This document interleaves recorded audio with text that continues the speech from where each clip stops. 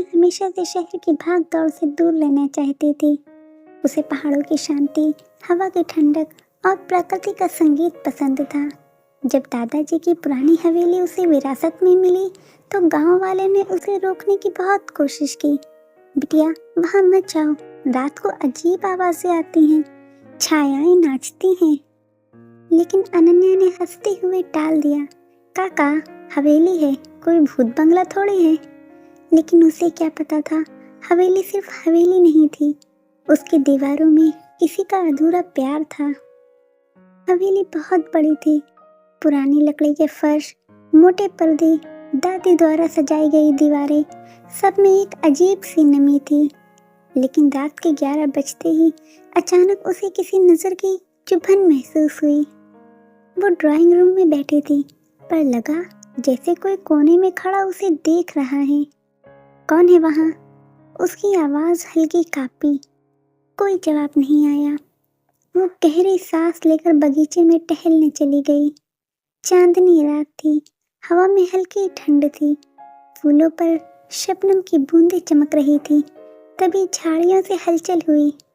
अनन्या एकदम से चौंक गई। कौन है? उसने सख्त आवाज में पुकारा और तभी झाड़ी से एक लंबा हैंडसम लड़का बाहर आया। उसकी आंखें गहरी काली, जैसे किसी गहरे रहस्य की झील। माफ करना, मैंने डरा दिया आपको, उसने हल्की मुस्कान के साथ कहा। उसकी आवाज जैसे किसी ने दिल पर धुन बजा दी हो। अनन्या कुछ सेकंड उसे देखती ही रह गई। मैं अनन्या, मुझे पता है, वो बोला। पूरा गांव जानता है कि तुम यहाँ रहने आई हो। उसका नाम आरव था और उस रात वो दोनों घंटों बातें करते रहे। जिस तरह वो हवेली की पुरानी प्रेम कहानियां सुनाता, जिस तरह उसकी आंखें रात की उदासी छुपाती, अनन्या को वो अजीब लेकिन खूबसूरत लगा। अगली शाम अनन्या बगीचे में गई ही थी कि आरव वहीं खड़ा मिला। इस बार उसके हाथ में सफेद फूल थे। ये तुम्हारे लिए है, आरव ने कहा और हल्के से अनन्या का हाथ पकड़ लिया। उसके स्पर्श में हल्की ठंडक थी, लेकिन एक अजीब सी गर्माहट भी थी जो दिल तक उतरती चली गई। वो रात भर बैठकर सितारों की बातें करते रहे। बार बार अनन्या की नजर उसकी आंखों से हट ही नहीं रही थी। तुम्हारी आंखों में उदासी है। क्यों? अनन्या ने हिम्मत करके पूछा। वो मुस्कुराया, एक उदास मुस्कान के साथ। कुछ बातें वक्त आने पर समझ आती हैं अनन्या। उस रात अनन्या को लगा कि वो किसी गहरी खाई में गिर रही है, लेकिन उस खाई में दर्द नहीं, मोहब्बत थी।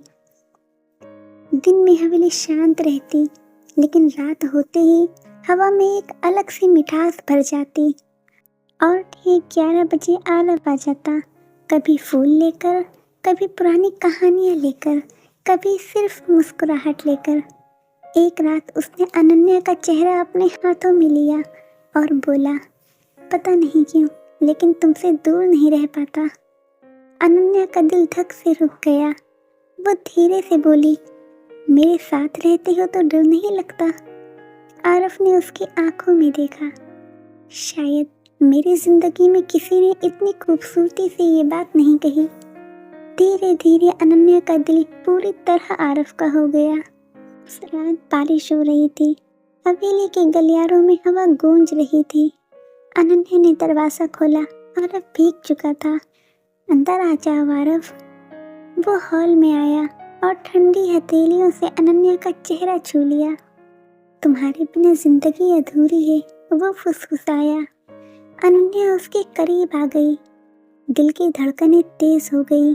उनके होंठ मिलने ही वाले थे कि अचानक आरव पीछे हट गया। सुबह हो रही है, मुझे जाना होगा। वो मुड़ा, सीधे दीवार की ओर गया और दीवार के अंदर समा गया। अनन्या की चीख उसके होठों से निकलते निकलते रह गई। अगली रात जब आरव आया, अनन्या सतर्क थी। उसने सामान्य बातें की, लेकिन मन में एक ही सवाल, आरव इंसान है या कुछ और? जब आरव जाने लगा, अनन्या चुपके से उसके पीछे गई। वो एक पुरानी दीवार के पास रुका, हाथ लगाया और गायब। अनन्या ने भी दीवार को धक्का दिया। अंदर एक पुराना कमरा था, सालों से बंद। दीवार पर पुरानी तस्वीरें थीं। एक तस्वीर में आरव जैसा लड़का, पर 50 साल पुराना। नीचे एक नाम लिखा था, आरव मल्होत्रा, 1975। उसके पास एक डायरी पड़ी थी। अनन्या ने पढ़ना शुरू किया और उसका दिल कांप उठा। डायरी में लिखा था, आरव 1975 में इसी हवेली में रहता था। वो अपनी प्रेमिका से शादी करना चाहता था, लेकिन लड़की ने उसे धोखा दिया। ग्रामीणों ने बदनाम कर उसे मार डाला। वो यहीं दफनाया गया। उस दिन से उसकी आत्मा भटक रही है।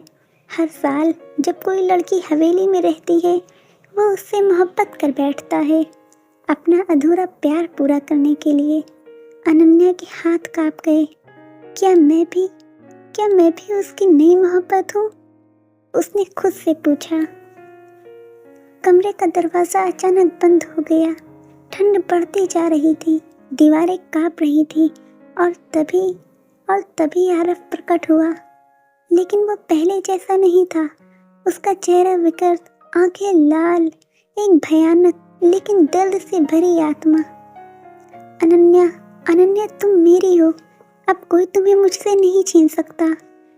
तुम भूत हो, अनन्या चीखी। आरव हंसा। प्यार भूत को भी इंसान बना सकता है, लेकिन तुम अगर भागोगी तो मेरी आत्मा कभी शांत नहीं होगी अनन्या। वो धीरे धीरे उसके करीब आने लगा। अनन्या को डायरी का आखिरी पन्ना याद आ गया। आरव को मुक्त करने का एक ही तरीका है, उसके प्रेमिका की चिट्ठी जलाना। वो कमरे में खोजने लगी। अलमारी में पुरानी चिट्ठी मिली, पीली पड़ी पर इंटैक्ट। अनन्या मत जलाना उसे। आरव गुस्से में दहाड़ा। दीवारें हिलने लगी, हवा तेज हो गई, लेकिन अनन्या ने लाइटर जलाया और बोली, आरव मैं तुम्हें आज़ाद कर रही हूँ। चिट्ठी आग में जलने लगी। पूरा कमरा चमक उठा। रोशनी के बीच आरव का चेहरा फिर खूबसूरत, शांत, इंसानी हो गया। उसने मुस्कुराते हुए कहा, धन्यवाद अनन्या।